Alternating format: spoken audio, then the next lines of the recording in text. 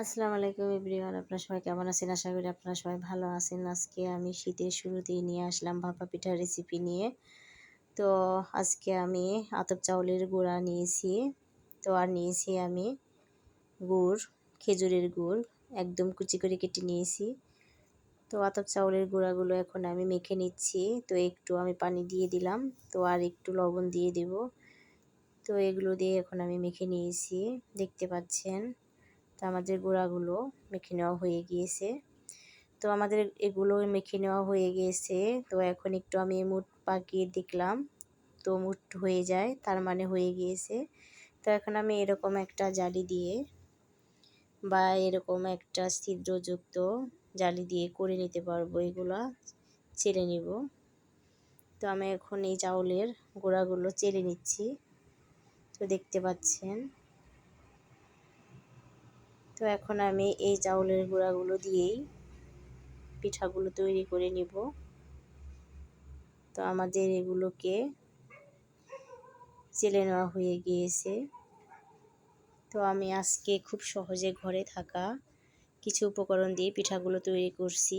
তো আমি নেট দিয়ে আজকে পিঠাগুলো করব।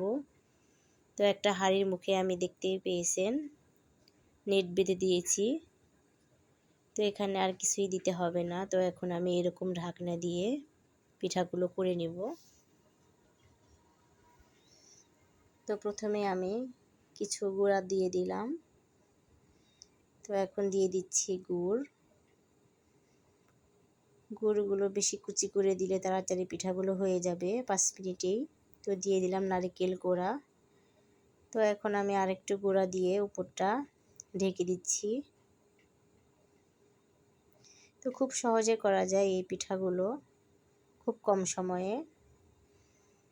তো এখন আমি একটা নেটের মতো কাপড় দিয়ে এখন আমি দিয়ে দিব ভাপে। তো এখন আমি দিয়ে দিচ্ছি এখানে।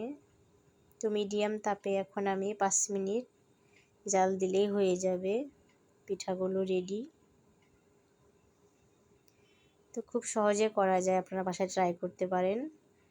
কোনো ধরনের ঝামেলা নেই, শুধুমাত্র নেট হলেই চলবে। তো এই তো দেখতে পাচ্ছেন আমাদের পিঠা একটা হয়ে গিয়েছে। তো এখন আমি তুলে নিচ্ছি। তো আমি আর একটা পিঠে দেখিয়ে দিচ্ছি স্টিলের একটা বাটি দিয়ে। তো যে কোনো বাটি বা পিরিচ দিয়েও করা যায় এগুলো। তো দেখতে পাচ্ছেন আমি একটা দেখিয়ে দিয়েছি, আর একটা দেখাচ্ছি আমি। প্রথমে চাউলের গুঁড়ো, তারপর গুড়, তারপর দিয়ে দিলাম নারকেল কোড়া। তো এখন আবার একটু চাউলের গুঁড়া দিয়ে এখন ঢেকে দিব। তো বেশি চেপে দেওয়া যাবে না, হালকা করে দিতে হবে, তাহলে শক্ত হয়ে যাবে বেশি চেপে দিলে পিঠাগুলো। তো হালকাভাবে, খুবই হালকাভাবে উপরটা দিয়ে দিতে হবে। তো আরেকটা হয়ে গিয়েছে, তো এখন আমি দিয়ে দিলাম। তো এখন 5 মিনিটে হয়ে যাবে আরেকটা পিঠা রেডি। তো এভাবে বাসায় ট্রাই করতে পারেন। আজকের মতো ভিডিও এ পর্যন্তই। সবাই ভালো থাকবেন, সুস্থ থাকবেন। আমার চ্যানেলটিকে লাইক, সাবস্ক্রাইব করে দিবেন। আল্লাহ হাফেজ।